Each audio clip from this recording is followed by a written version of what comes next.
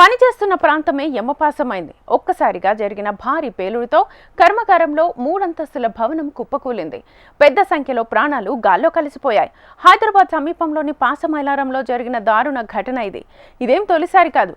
గతంలో కూడా అదే కర్మాగారంలో ప్రమాదం జరిగింది. అంతేకాదు ఈ పారిశ్రామిక ప్రాంతంలో తరచూ అనేక కర్మాగారాల్లో ప్రమాదాలు జరుగుతూనే ఉన్నా యాజమాన్యాలు గుణపాఠం నేర్వడం లేదు.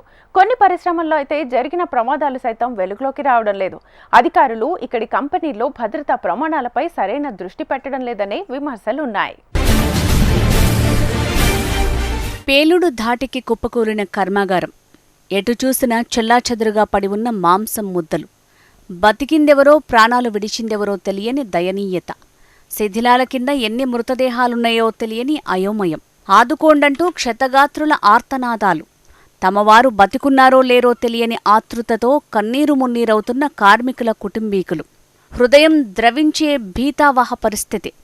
తెలంగాణ రాష్ట్ర చరిత్రలోనే ఘోర పారిశ్రామిక ప్రమాదం ఇది.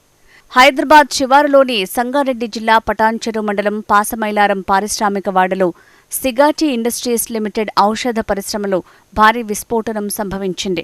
ఈ ప్రమాదంలో మరణించిన కార్మికుల సంఖ్య పెద్ద సంఖ్యలోనే ఉంది.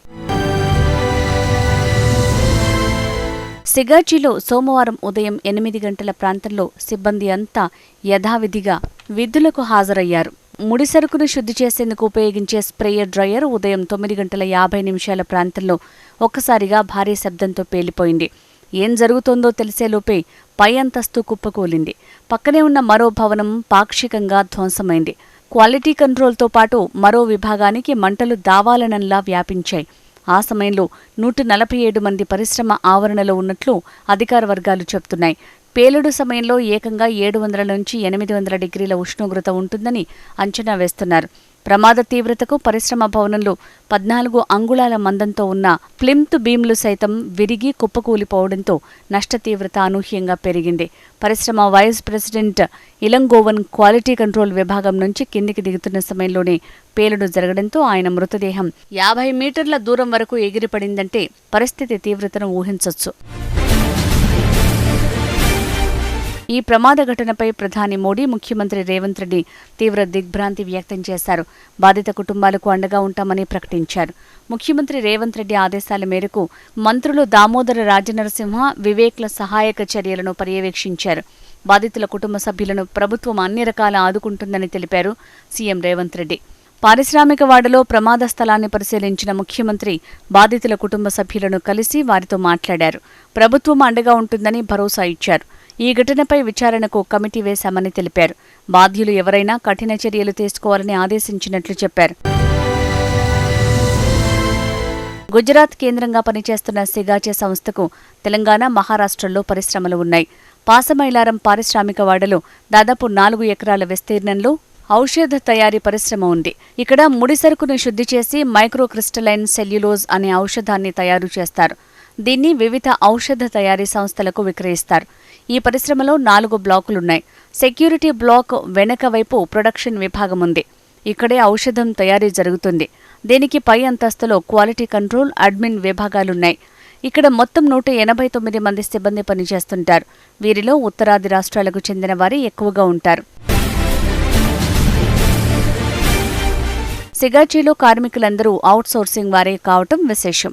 కార్మికులకు తాము చేస్తున్న పనికి వేతనం వస్తే చాలనే పరిస్థితి నెలకొంది. బీహార్, ఒడిషా రాష్ట్రాల నుంచి కార్మికులను తెచ్చి అక్కడ పరిశ్రమలో పనిచేయిస్తున్నారు. ప్రమాదకర యంత్రాలపై ఏమాత్రం నైపుణ్యం లేని అన్స్కిల్డ్ లేబర్తో పనిచేయిస్తున్నారు. అదేమంటే నిపుణుల కొరత ఉందని, స్థానికులెవరూ పరిశ్రమలో పనిచేసేందుకు ముందుకు రావటం లేదని పారిశ్రామికవేత్తలు చెప్తున్నారు. కారణాలేవైనా పరిశ్రమలో పనిచేస్తున్న కార్మికుల వివరాలేవీ ప్రభుత్వ యంత్రాంగం వద్ద ఉండటం లేదు. ఒకవేళ ఉన్నప్పటికీ అవన్నీ తప్పుడు నివేదికలే అయి ఉంటున్నాయి. అధికారులు తనిఖీలు కూడా సరిగా చేయటం లేదని తెలుస్తోంది. సిగాచి ఇండస్ట్రీస్ లిమిటెడ్ ఔషధ పరిశ్రమలో భారీ విస్ఫోటనం వెనుక కంపెనీ నిర్లక్ష్యమే ప్రధానంగా కనిపిస్తోంది.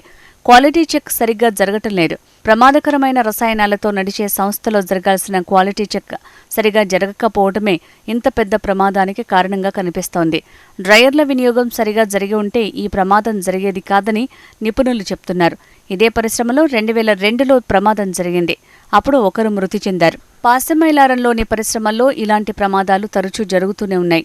ఇలా ప్రతిసారి ఏదో ఒక పరిశ్రమలో ఏదో ఒక ప్రమాదం కార్మికులను పొట్టనబెట్టుకుంటోంది.